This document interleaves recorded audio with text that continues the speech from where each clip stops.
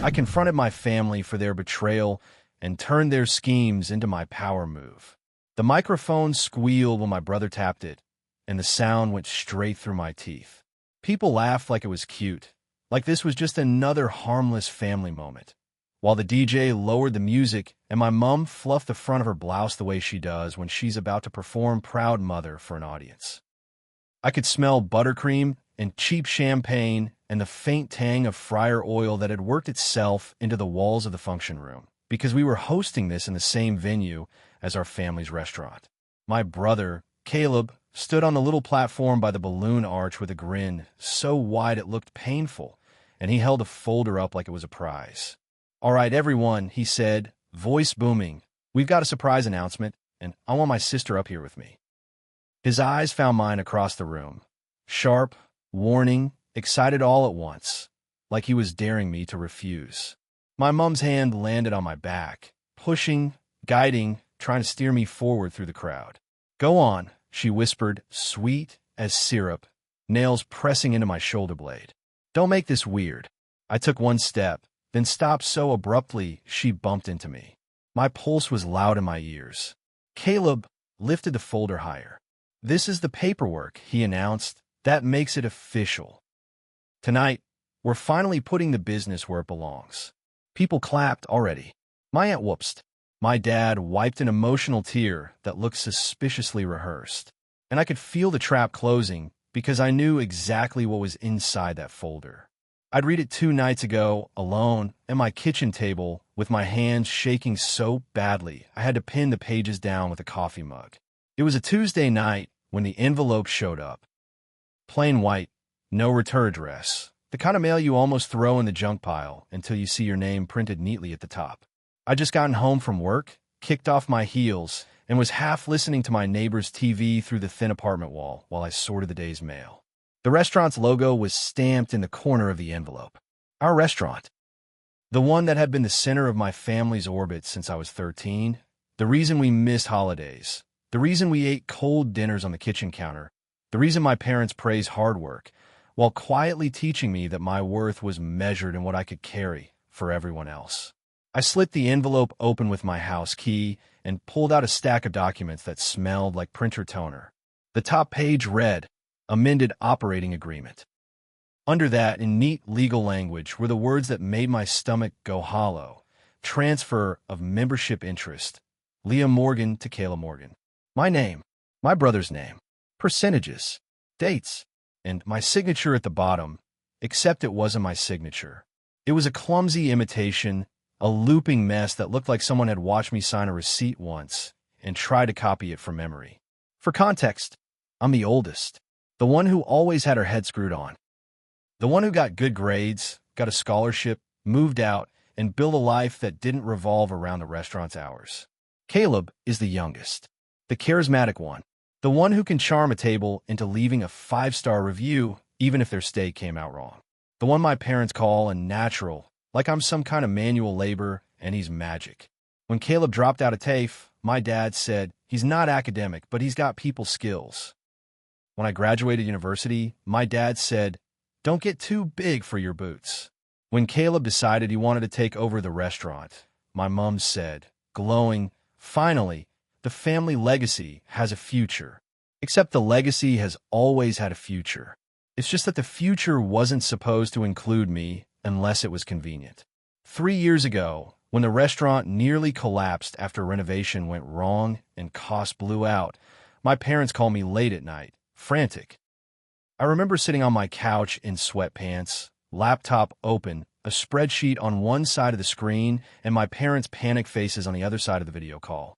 My dad kept rubbing his forehead like he could erase the problem with friction. Mom was crying, saying, "We'll lose everything."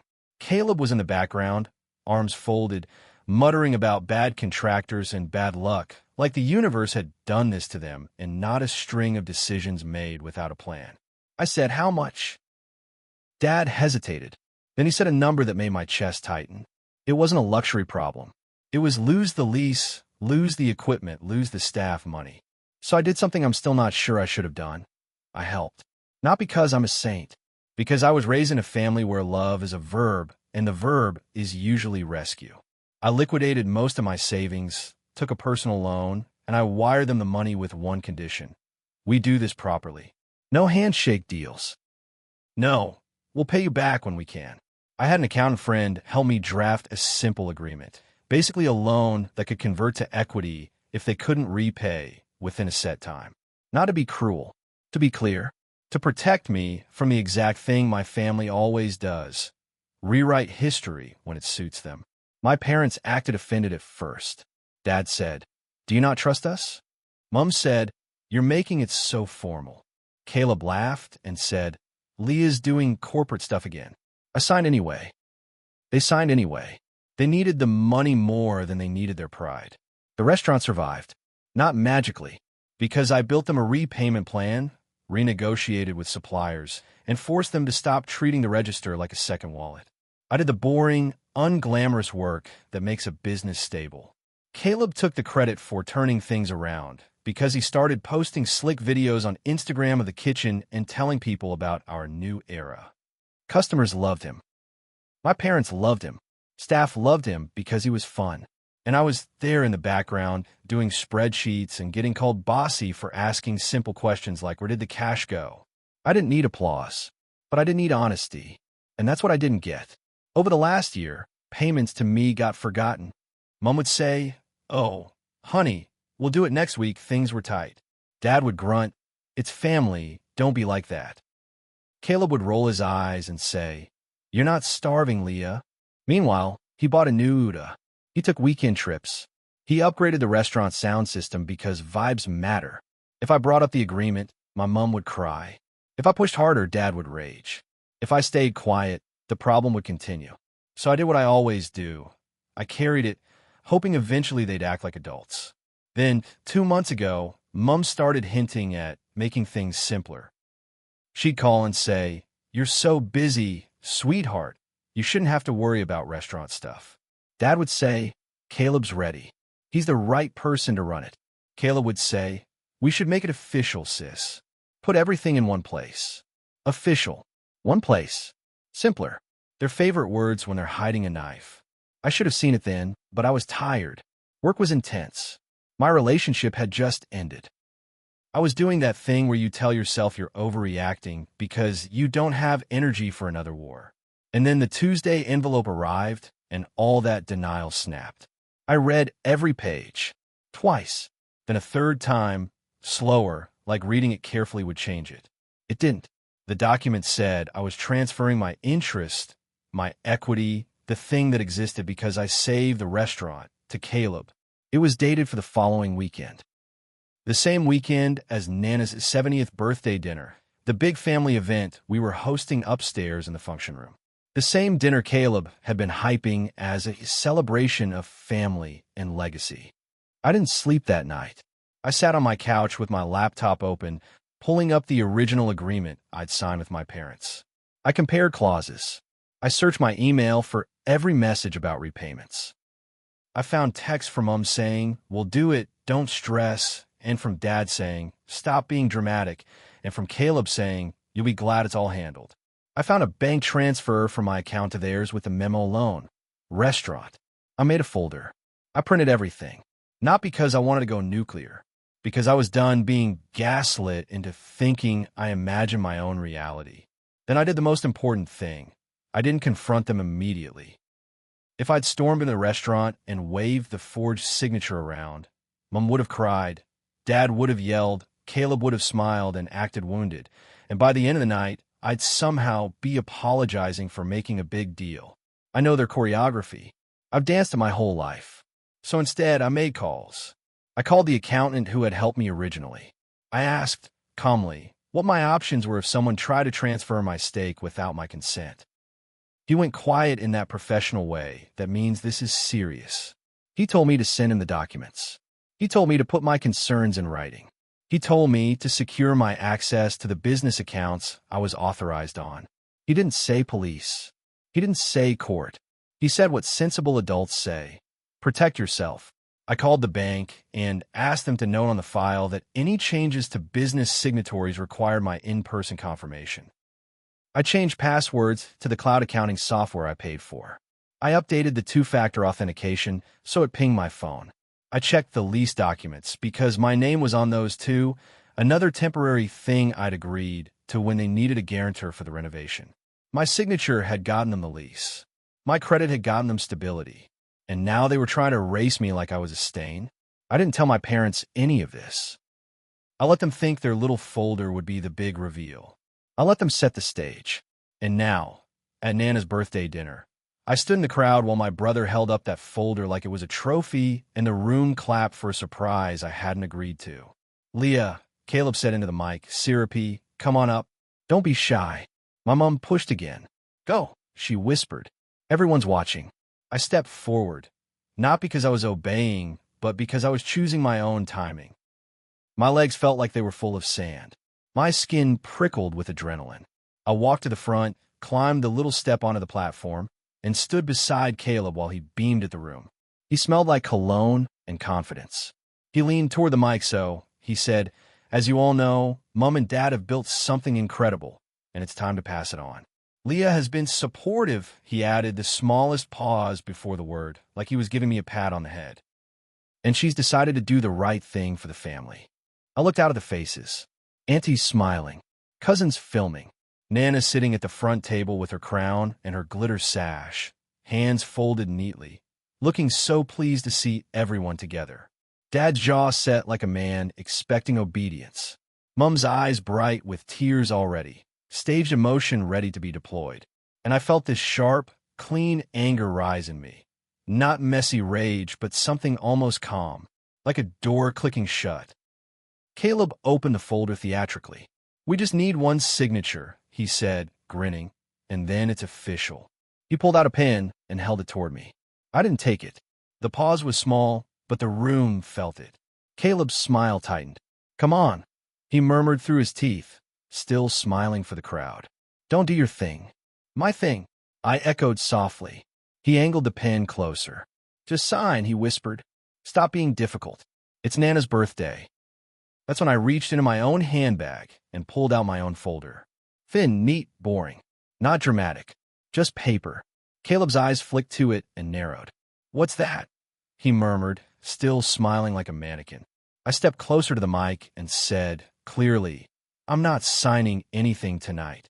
The room went quiet in that immediate, hungry way crowds do when they smell conflict. Someone laughed nervously.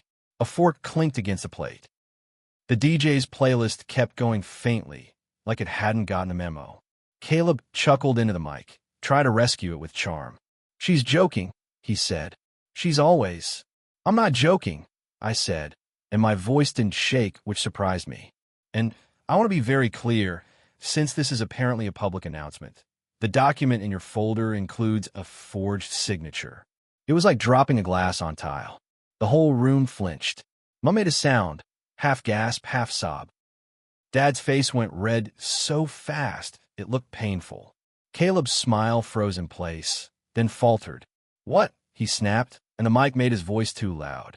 I didn't look at my parents. I looked at Nana, because this was her night, and she didn't deserve to be collateral. "Nana," I said gently, "I'm sorry. I didn't choose to do this here. I'm doing it because they did."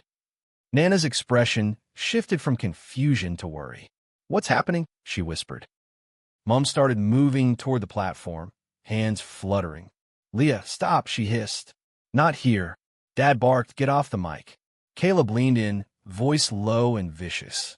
"You're embarrassing us." I turned slightly toward him and said, quiet enough that only he and I could hear, "You try to steal from me." Then I lifted my folder and opened it.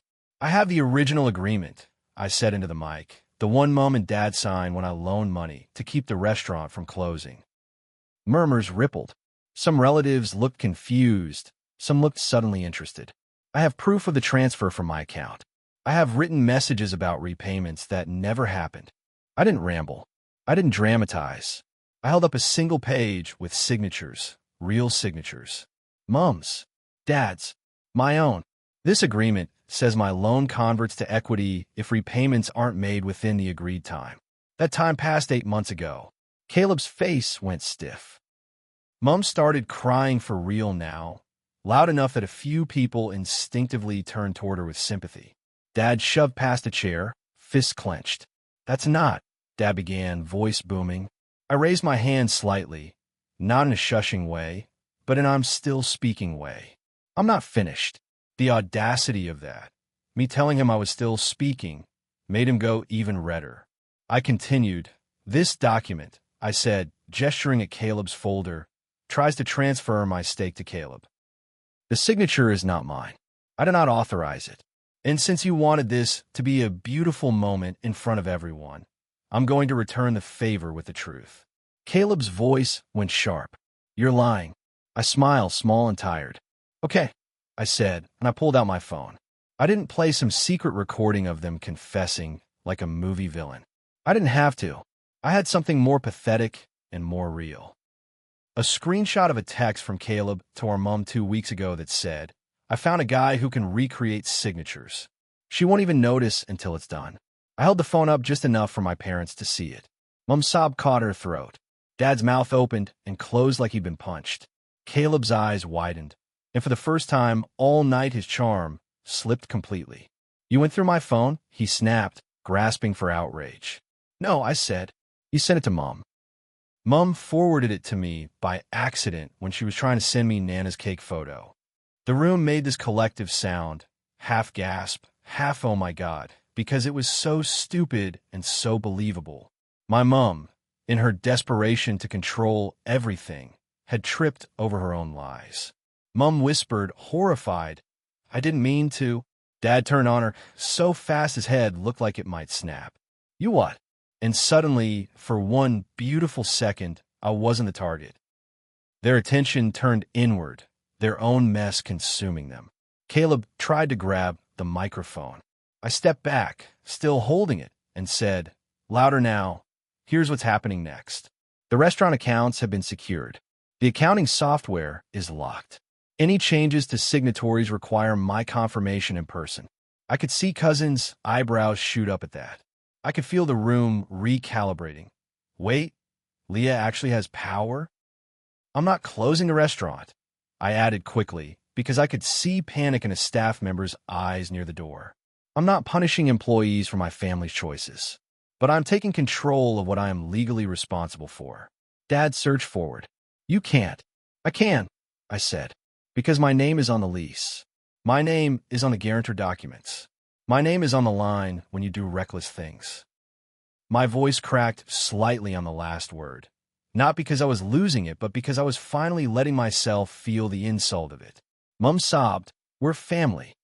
And you betrayed me, I said, and the simplicity of it made my throat tight. Caleb spat, you always wanted to be the boss. I looked at him and felt something almost like pity, because he truly believed that being held accountable was an attack. No, I said, I always wanted to be respected. Nana's voice cut through then, thin but sharp. Stop shouting, she said, and the room stilled because Nana rarely raised her voice. She looked at Caleb with disappointed eyes. What did you do? She asked. Caleb's face flickered.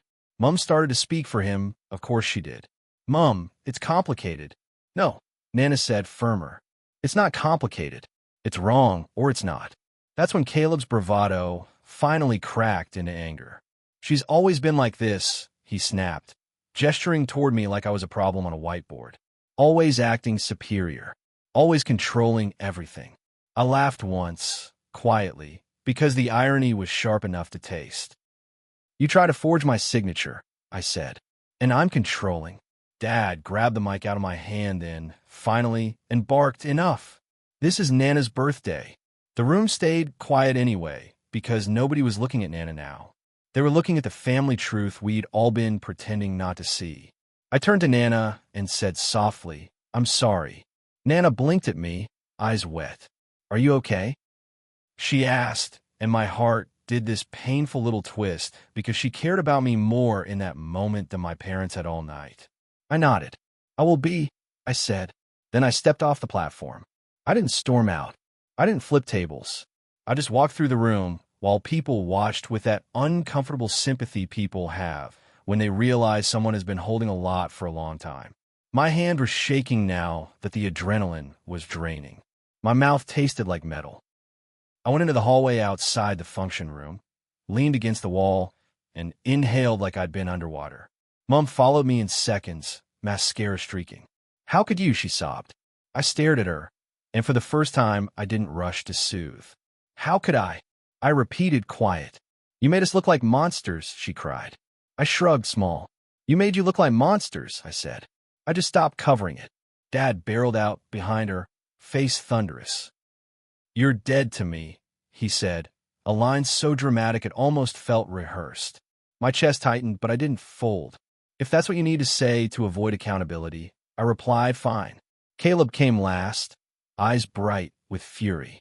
"You think you won," he hissed, "but you just burned the family." I looked at him and said, "You burned it when you decided my work was yours to take." He scoffed. "So what now? You're going to take the restaurant." "I'm going to protect my name," I said. "And I'm going to make sure nobody can forge it again." That night, I went home and did what I'd been too scared to do for years. I let them sit in the consequences. I didn't answer the 20 calls. I didn't reply to the tidal wave of texts, Mom begging, Dad raging, Caleb threatening. I sat on my couch with my shoes still on, staring at the wall, and I felt grief hit me in waves, not just for the family I had, but for the family I kept pretending I could earn by being useful. The next morning, I went to the restaurant before opening. The air smelled like coffee grounds and bleach. The prep cook looked at me like I was about to fire everyone. I said, "You're safe," immediately. "Your jobs are safe."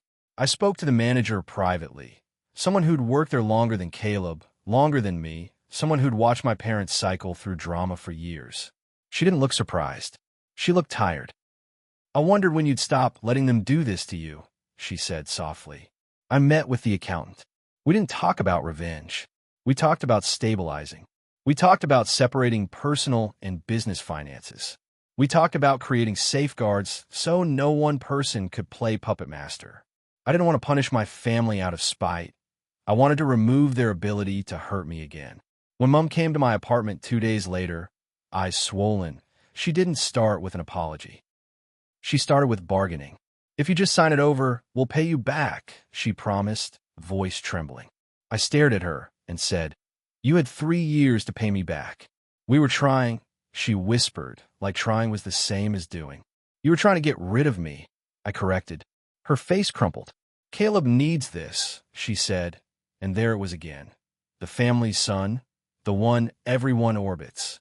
I took a breath and said, "Caleb needs consequences, not my life raft."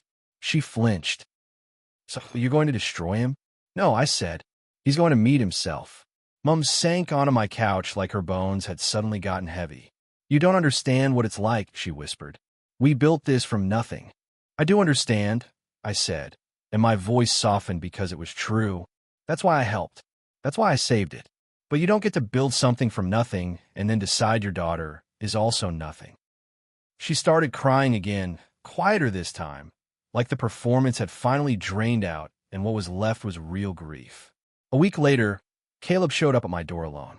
No, no dej, no choros. He looked smaller without the crowd. He stared at the floor for a long time, hands shoved in his jacket pockets. And then he said, "I didn't think you'd do it."